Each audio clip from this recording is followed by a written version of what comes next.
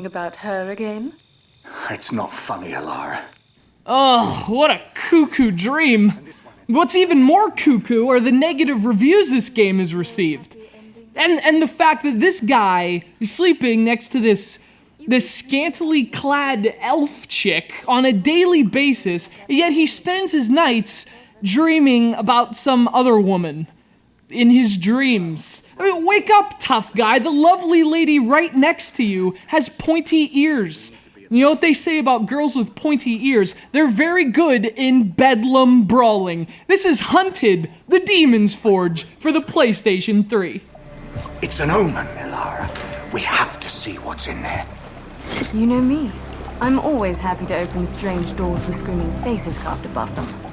Released just a few months ago by Bethesda, Hunted the Demon's Forge has been criticized from just about every corner of the games press, and for mostly valid reasons. This is the epitome of a game that sounds interesting in concept and comes up short in execution. But that said, man, I had a freaking blast with Hunted the Demon's Forge. This game is fun in spite of itself. Balls and beards of every god breeding, Alara. This is your fault. Hunted is a two-headed monster, so to speak. It's built on a framework that combines two of the industry's most copied blueprints, mashing a hack-and-slash design with the third-person action that has become so prevalent post-Gears of War. You're ducking for cover and you're shooting, but you're doing it in a world that feels like something out of a Tolkien novel. It's a really interesting mixture of ideas, and on paper, it sounds great. The problem is, Hunted doesn't quite live up to the promise of its concept. Now, in a sense, it's a lot of small things. There's no map, for example, and some of the menus can be a little tough to navigate, but there's really a cumulative effect to Hunted's shortcomings, and that process is accelerated by the in-game problems. There are several glitches that just stop the game's momentum, and perhaps most notably, the intelligence of your companion is frustratingly inconsistent. And that's especially problematic because Hunted is, at its core, a two-player game. The team that you switch between during the campaign mode becomes far more effective when another human joins the quest.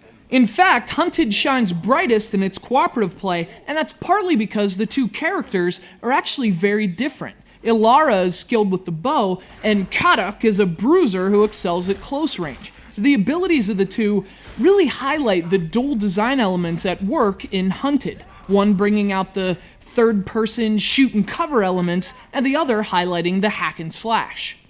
The differences are accentuated such that Hunted plays differently depending on the character you're controlling. Now, I preferred Ilara for her long-range attacks, but she also feels very overpowered when enemies close in.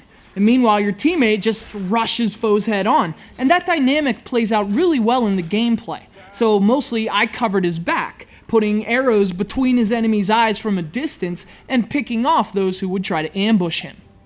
But when the enemies close in on Ilara, that's when she's got a bit of a problem, and hopefully, that's when her teammate would return the favor. At least, that's what happened when the AI works. But when it doesn't, well, let's just say he didn't. So much for teamwork. I need healing! It's great to play a game that takes such a unique approach to such established ideas, let alone one that puts the Marcus Phoenix shooting template into such a completely different setting. The game obviously has a lot of problems, but in the end, I just had a great time playing it, especially once all the crazy magic attacks come into play. Hunted the Demon's Forge isn't a great game, but it's still a decent action game with a cool idea, some really fun mechanics, and a sexy elf. What was that? That was you not listening to me.